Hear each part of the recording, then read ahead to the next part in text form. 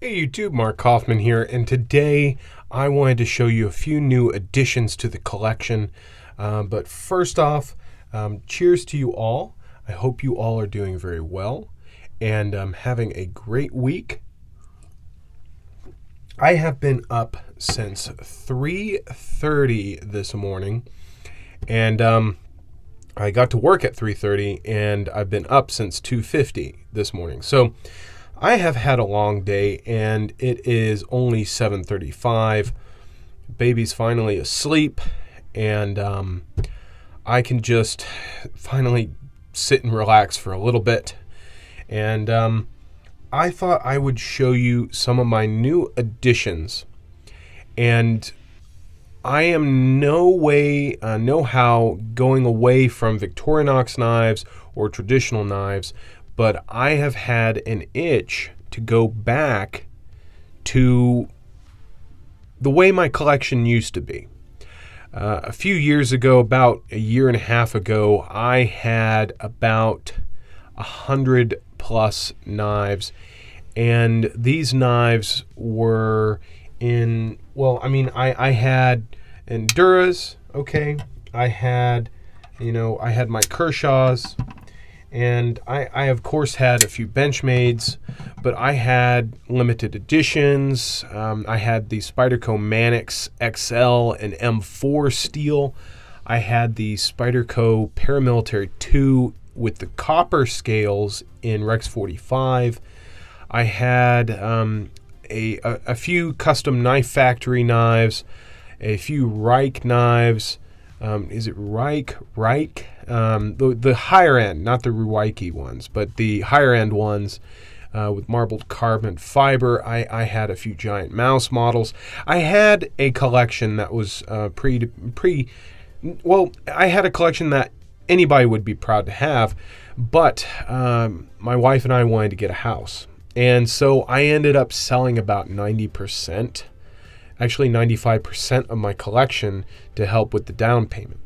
So for me, that was a little bit of a labor of love, but lately I have been really wanting to get back into not only modern knives like this Benchmade, but I'm wanting to get back into these knives that are of higher quality materials, a higher quality in craftsmanship, and probably made in Italy or in America. I'm trying to stay away from China-made knives. I'm trying to go either Japan or Italy or American-made. So a few of the new knives that I've gotten, one I've already done a video on, as I almost slipped my finger open. The D10 on this is very light. I've already done a video on this knife. This is the Blade Runners Systems Navajo. Now this one is made in China, and I primarily bought this one because just the look of it is incredible. I mean, you look at that blade, you have this beautiful handle. It's based upon a mid-tech and custom knife by Gervish Knives, and it is a fantastic knife. I've already reviewed it, so you can go in my video blog here on YouTube and go and see that. But what I wanted to do is show you the other three that I have actually picked up. I debated if I wanted to do a review on each one, but I really like this format of me getting the knife, me introducing it to you, then me carrying it for about 2 weeks or so, and then doing my review. So this one I've actually had for about a week, and I've just been waiting for the other three to get here. So I guess the second one is going to be I think this is the Benchmade CLA, I think.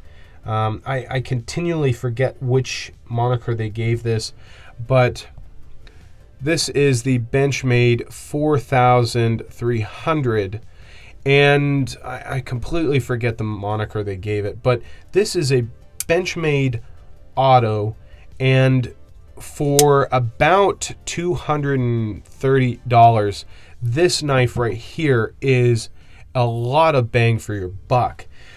And the primary reason I went for it was not because it was an auto, but because of this blade shape. This is like essentially a bug out blade shape, just a little bit more blade, and you have the automatic system here. You have a very, very nice safety button here that is very milled, very reminiscent of the Benchmade Infidel buttons. A lot of traction, a lot of authority when you press it up or down for safety or not safe. So this is one that I had picked up, and I saw it and I thought, okay, it's got a great sharpening choil. 154 cm is great. The blade's a little bit bigger than my Mini Barrage, but it shares that same kind of spear point shape, but it's thinner. The other reason why I went after this one is because the handle is completely G10. Okay, the only metal in here is actually in this frame here holding the automatic system and the button. So everything else in this knife is actually a slab of G10, in this case black and green. So for me, this is one that I'm really happy to have and really happy to get. And I'll just leave these open so it can kind of be a size comparison for all of you. So that is the second one. The third one is the Viper Knives Odino. And this is one that I have actually looked at for a few years, and the reviews kept deterring me from this knife. Apostle P's review of this knife deterred me. Lefty EDC's review of this knife deterred me a little bit.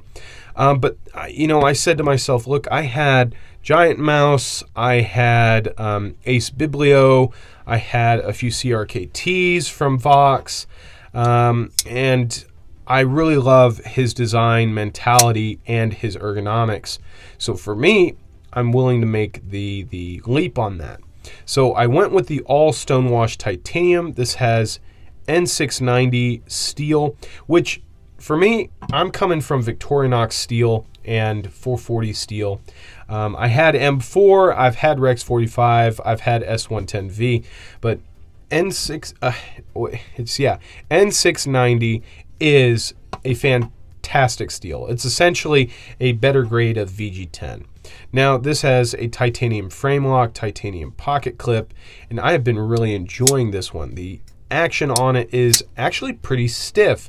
Unlike Lefty EDC's, my detent is very stiff, very strong. You cannot even slow roll this thing out very easily, which I actually like because then the thumb deployment is good. So this one was definitely one that I'd wanted to get, and I've had no issues with it so far. All the screws are where they should be. None of them have stripped out on me, and it's just a fantastic knife. So the fourth was a little bit of a splurge. I've been not really getting out of the watch game, but I just don't really want to wear a lot of watches. I still have my Doxa, my Oruses. I don't have any Breitlings anymore, but lately I've been just rocking a Timex, and that really works for me. When I'm home, I'm usually outside working, and my daughter's helping me garden, or I am going for a walk, or I am in the house, you know, running after a 2-year-old. So for me, wearing an expensive watch and getting that beaten around doesn't make sense. So I sold a few of mine, and I ended up getting the Lion Steel Mito. Now, this one was a little bit of a gamble because I actually saw Metal Complex's video, and I said to myself, look, I really like the design of this. I don't know where I'm going to be in 15 years.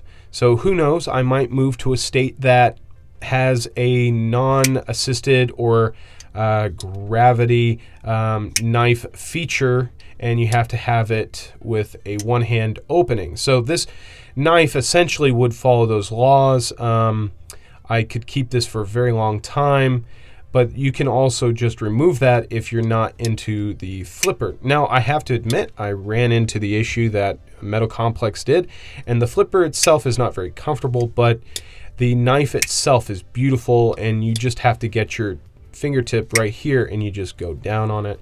You have a nice cutout here for your finger so it's not too rough.